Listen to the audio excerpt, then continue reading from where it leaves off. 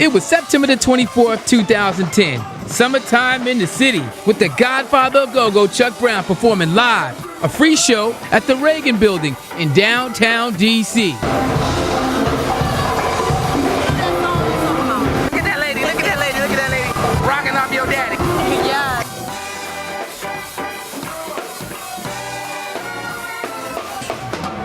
And the weather was perfect. D. Floyd, Miss Kim, KK, nothing but legends on the stage. Even the mayor was on the stage cranking with the band. And the crowd, extremely diverse. I was amazed, but this was something normal for Chuck Brown. He was an icon, a legend, the man that created Gogo. But now, Chuck is gone. And the culture is struggling. But not because Chuck Brown passed, but for other reasons. First and foremost, we gotta remember Gogo, this is not music, you know what I'm saying? We're a culture. I'm doing this because I got love for it. The politicians make like this is the thing, but there's no policies, no programs. These original songs, these original pieces, that has to come back into play. It's not being played enough on the radio. I'm gonna be honest with you. That's any station. Brothers and sisters, put your head together and come up with a way to take this music to the next level. Do not hear me. Do not let this music die. Particularly as relates to a period that we're living in right now when gentrification and classism and racism are abounding not only in the nation's capital but all over this nation. It is important that we ensure that things that are part of our history and our culture and our heritage be maintained and sustained, particularly as it relates to music. Generally speaking, quite often our music, even as are so many other things, is either co-opted or aborted by others. First of all, I'm a Washingtonian, born and raised. I started a band called Backyard as a little kid, just following behind Junkyard, just wanting to be somebody in life. And I've been fighting for this music since a little guy.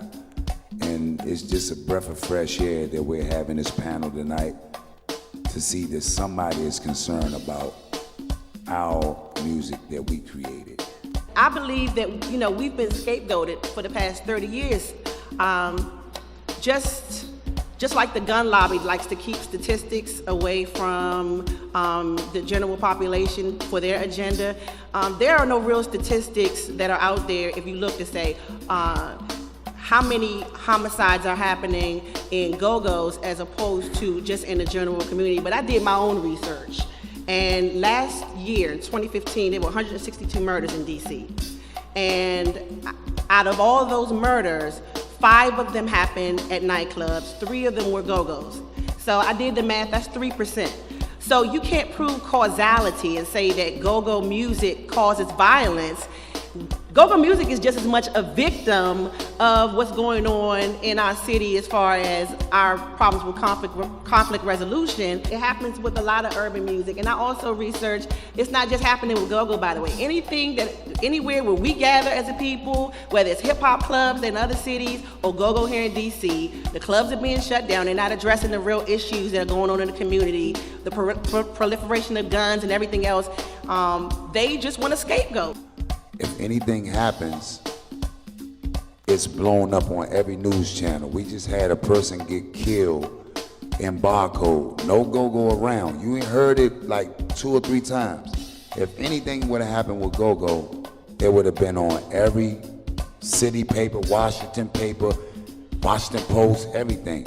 And preserving Go-Go and trying to get it together, we vote for these politicians, these council members. They get our vote, but then they don't fight for us when it comes time to put the boxing gloves on. We are broadcasting live from Union Temple Baptist Church. This is a discussion about preserving Go-Go, and we have a comment. As far as the stigma, one is our perception.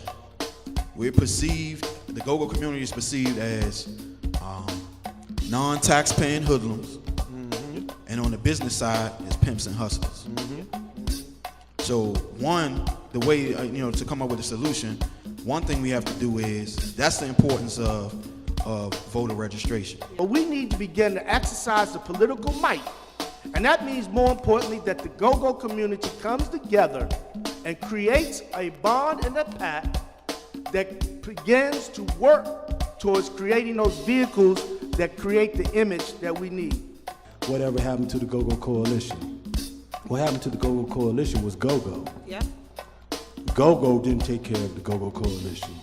We got to stop pointing fingers, blaming others, when the biggest problem is in the mirror.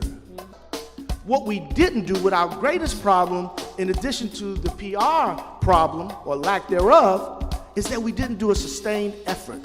When these things happen, when these incidents happen at our nightclubs, we need to have our own press releases. We need to engage with our elected officials before something happens and be proactive. Big Young, you touched on an important thing is the business. As far as musicians, learn the business, learn how to protect your publication, learn how to get your distribution. If you tell me somebody about to set me up, I'm either going to do one or two things. I'm either going to go a different way, or I'm going to get myself together so I'm ready for them when they come. And I'm going to call my cousin, I'm going to call G, I'm going to call all y'all. And when we go down there, they thinking they setting us up, and we setting them up. And we about to put the hammers to them. I got anybody in here know what I'm talking? Go-Go community has got to get yourself together and stop running from it and run to it and but you can only do it what? Together.